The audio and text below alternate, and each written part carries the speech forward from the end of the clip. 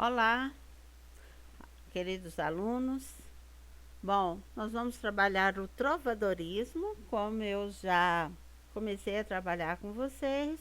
Hoje nós vamos colocar na videoaula para que possamos compreender ainda melhor.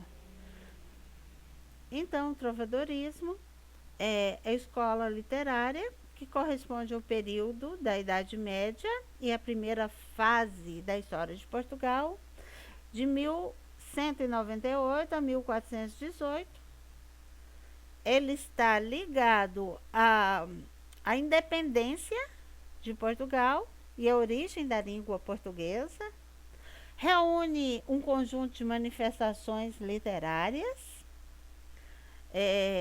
os poemas feitos por compositores nobres e plebeus para serem cantados em feiras, festas, castelos, nos últimos séculos da Idade Média. Então, olha, eles usavam harpa, lira, alguns instrumentos. É considerado o primeiro movimento literário europeu. Reuniu registros escritos da primeira época da literatura medieval, do século XI ao XIV. Nessa época, né, em Portugal surgiu no século XII, na origem foi na Provença, depois esparramou por toda a Europa. A lírica medieval galego-português possuía algumas características próprias, né? Que era uma grande produtividade, um número considerável de autores. Então, tem os manuscritos que são reunidos em documentos chamados cancioneiros. Nessa época, o contexto histórico era o que imperava? O teocentrismo, o poder espiritual e cultural da igreja, o cristianismo, cruzadas rumo ao Oriente, monopólio clerical. Quais são as características do trovadorismo? Forte relação da música e poesia, presença de trovadores, jograis e menestréis, produção de cantigas líricas e satíricas, amor cortês, vassalagem amorosa, produção de textos em prosa, produção de textos teatrais, perdão. O trovadorismo, então, ele é dividido em quê? Novela de cavalaria, em prosa, que é uma prosa em versos, cantigas, que são poesias. A primeira cantiga que se tem notícia é a cantiga de Ribeirinha, da Ribeirinha, ou cantiga da Guarvaia, em 1189 ou 1198. Não se tem um registro do marco inicial, realmente. As novelas de cavalaria são prosas longas, né? Que vocês podem conhecer algumas, como Rei Arthur, Cavaleiros da Távola Redonda, A Demanda do Santo Graal. São aventuras dos cavaleiros, divulgava os valores de honra e lealdade, os ideais cristãos. As cantigas já tinham características. A língua galeco-português tem algumas cantigas no original que a gente nem compreende totalmente. Então, nós trabalhamos até a tradução para que possamos entender bem as cantigas. A tradição é oral, porque eles faziam e cantavam, né, os poemas com instrumentos musicais. Os temas mais abordados eram o amor cortês, a mesura, a coita, a vassalagem amorosa. As cantigas, nós tínhamos o trovador, que era alguém da alta nobreza, um músico, o segrel, que era um nobre poeta cantor, o jogral, que era compositor e cantor, o menestrel, que era cantor, e soldadeiro acompanha o jogral, como se fosse um vocal, né? Então, nessa época, Eles utilizavam como entretenimento, como também o contexto social que existia, o sistema econômico era o feudalismo, né? Que vigorava não só econômico, como político, social, baseados nos feudos, né? O camponês vivia miseravelmente a eles, né? E existiam os trovadores lá, aqueles que faziam, né? Para a nobreza e aqueles que cantavam para o público. As cantigas, elas eram líricas e satíricas. As líricas tinham de amor e de amigo, as satíricas de escárnio e maldizer. Bom, as cantigas de amigo era o eu lírico feminino. Era uma voz feminina, apesar que era um homem que falava através do eu lírico feminino. Porque mulher, nessa época, muitas vezes não sabia ler nem escrever. O tema era saudade, saudade do amor que partiu. Dirigia-se ao amado por amigo. Ela não chamava de amado, chamava de amigo. As cantigas de amor eram um eu lírico masculino, o tema era amor não correspondido. Ele dirigia-se à sua amada chamando de senhor, minha senhor. Geralmente era um amor por uma donzela da corte, da nobreza, alguém casada que não podia corresponder a este amor. E o gênero satírico, havia as cantigas de escárnio e de maldizer. As de escárnio tinha duplo sentido.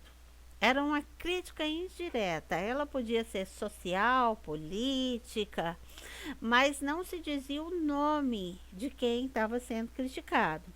Já de maldizer, ela era de palavras de baixo calão, palavras chulas. A crítica era direta. Geralmente era ditas no povo, na feira, né?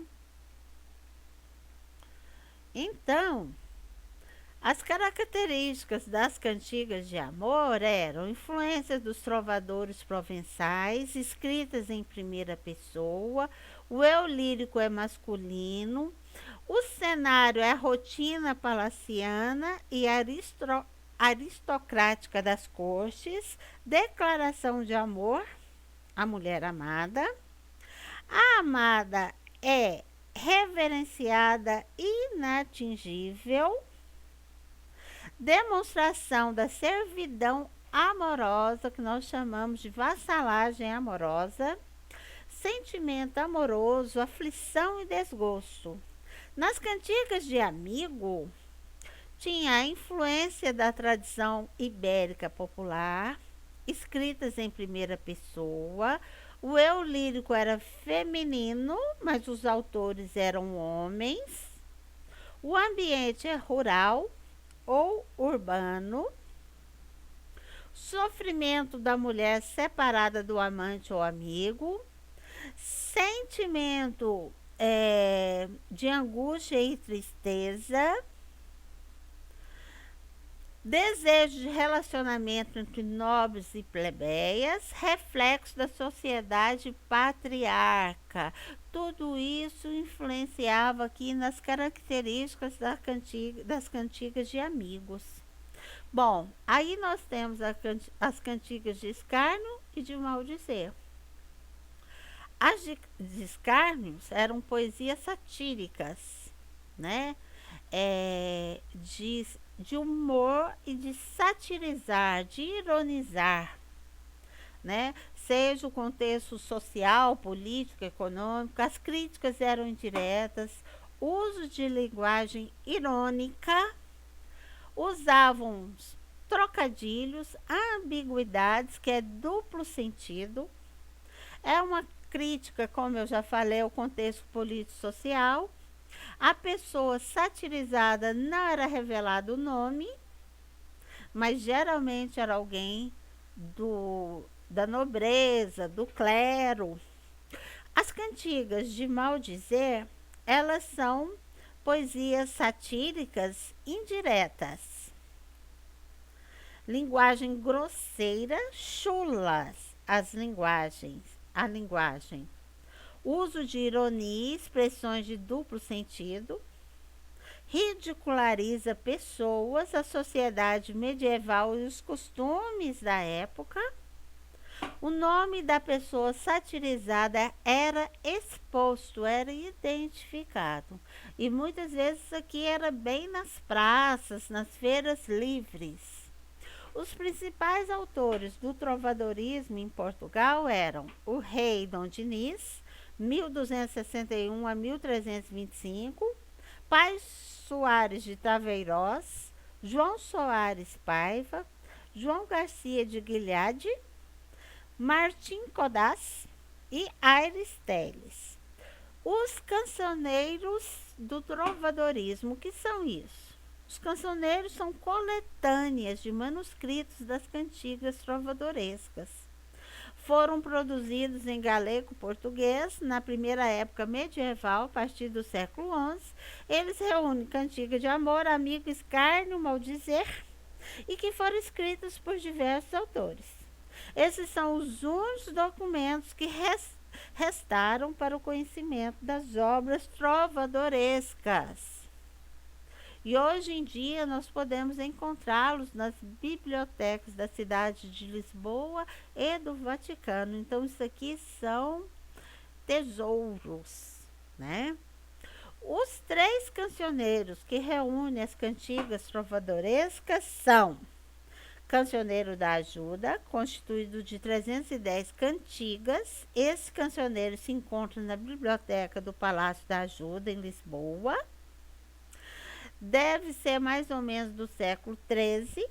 O cancioneiro da Biblioteca Nacional de Lisboa, também conhecido com o nome italiano, Cancioneiro Colotti Brancucci. Esse cancioneiro é composto de 1647 cantigas. Foi compilado provavelmente no século XV. E o Cancioneiro da Vaticana, originado provavelmente do século XV, composto de 1205 cantigas. Esse cancioneiro está na Biblioteca do Vaticano. Então, o trovadorismo marcou para nós todo o contexto literário, né? As escolas literárias que hoje nós conhecemos. Toda essa divisão é uma divisão didática, né, das escolas literárias. Temos alguns textos, né, de cantigas, onde nós vamos observar todas essas características do trovadorismo. Vamos observar a linguagem, né, galego-português. E é isso, meninos.